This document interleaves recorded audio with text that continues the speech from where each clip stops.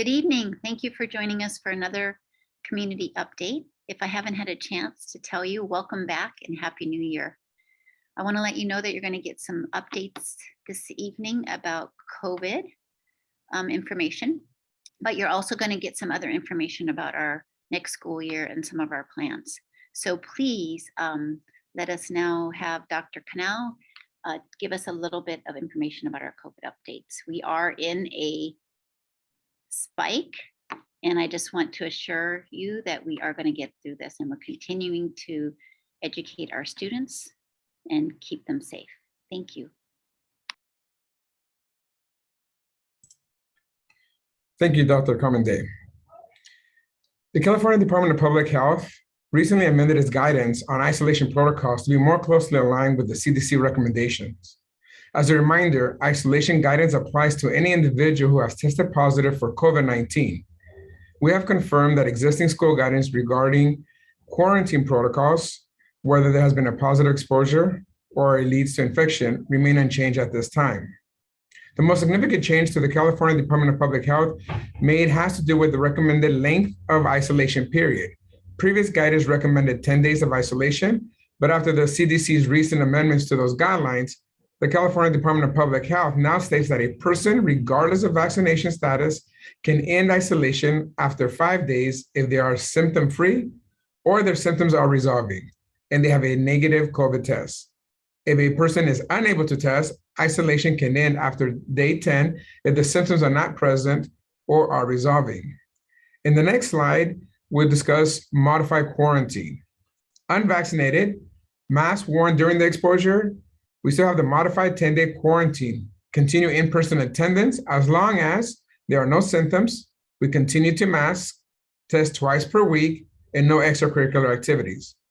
If no mask was worn during the exposure, quarantine from home ends at day 10 with no testing.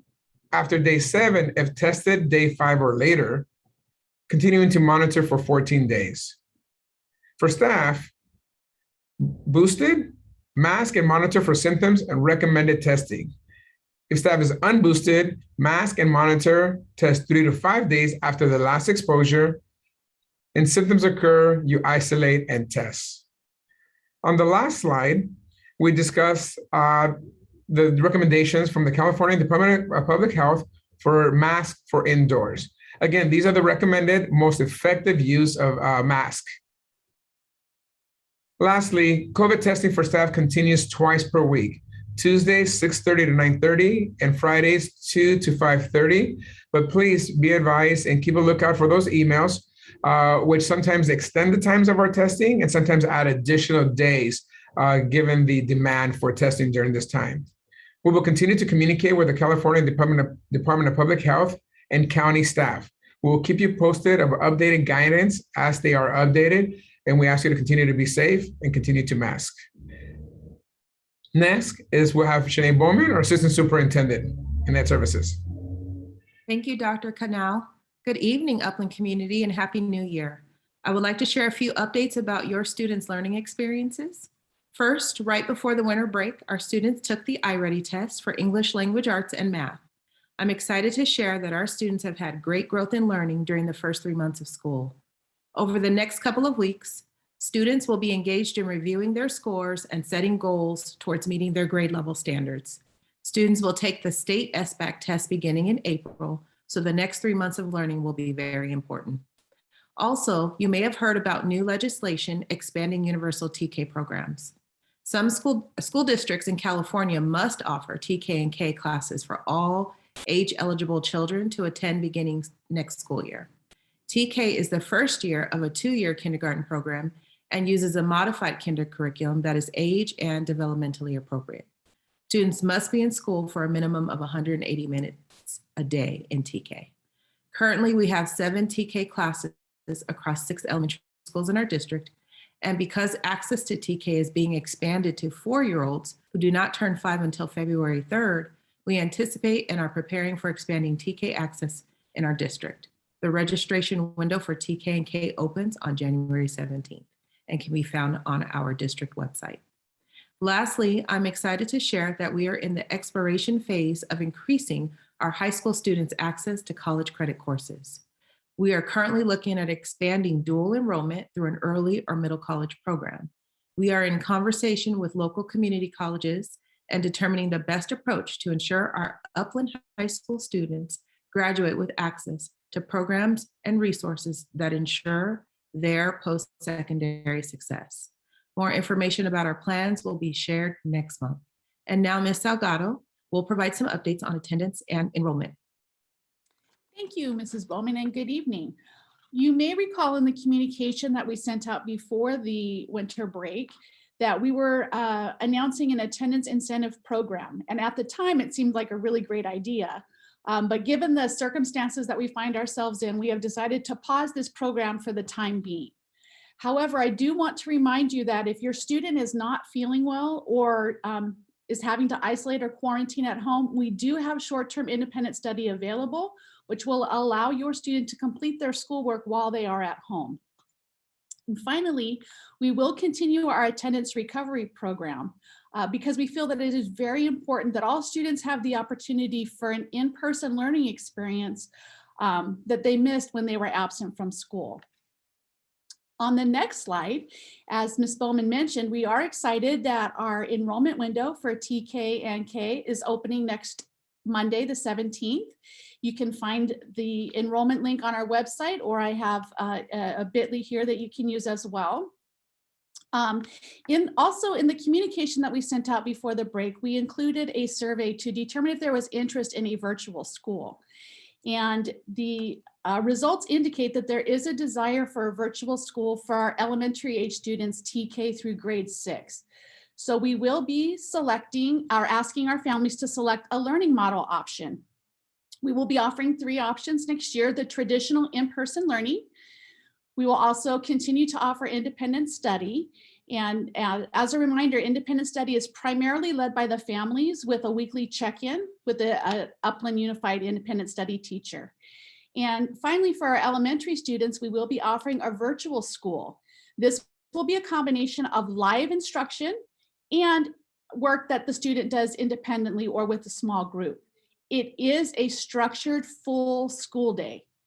It will be taught by a UUSD teacher, and we will be having an informational webinar next Wednesday, the 19th at 5:30 to discuss a little bit about the virtual school. The next day on the 20th, you will receive communication that will ask you to select a learning model for your student.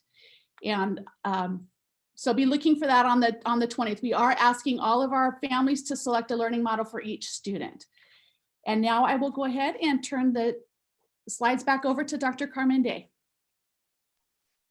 Thank you. I just want to let you know that we have listened to our community and all of your feedback and requesting an improved website. So we are modernizing and really putting in a new website for our district and our sites. So that is coming soon, as early as next week. So please look forward to that.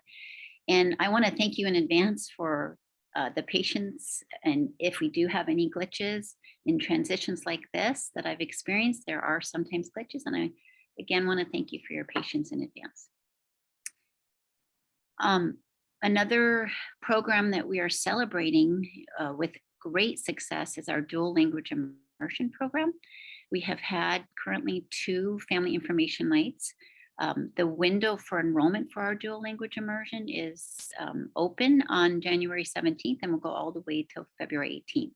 Please reach out for any information, and those family nights are recorded, so you have the ability to access that as well.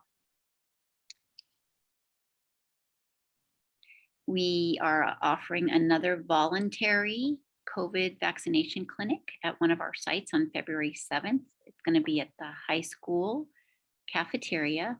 And please just make sure you note that, again, this is voluntary, and we want to provide access to those of you who choose to have the vaccinations and boosters. Thank you for that. We will continue with our Wednesday webinars. They've been successful and growing, and this gives us an opportunity on January 19th to really dig into the TK6 virtual school option that you heard Ms. Salgado mention earlier. So please mark your calendar if you're interested in that, selecting that option. I will never have a meeting, as I mentioned every time, without mentioning all of our resources around any social emotional support needs that our students or families or staff have. So please don't hesitate to reach out to any of our crisis line, Care Solace resource. We have a fantastic district virtual wellness center. Please, even if you may not need it at the time, please check the resources there. And just as a reminder, if there are unique behaviors that you have not seen in your students and kids before, please do reach out, because we just want to always be proactive about the well-being of our kids. So I want to thank you very much. Again, we will get through this time, and we will be strong and support each other in success throughout our district. Our next board meeting is January 25th. If you would like to join us. Other than that, have a wonderful evening. Take care.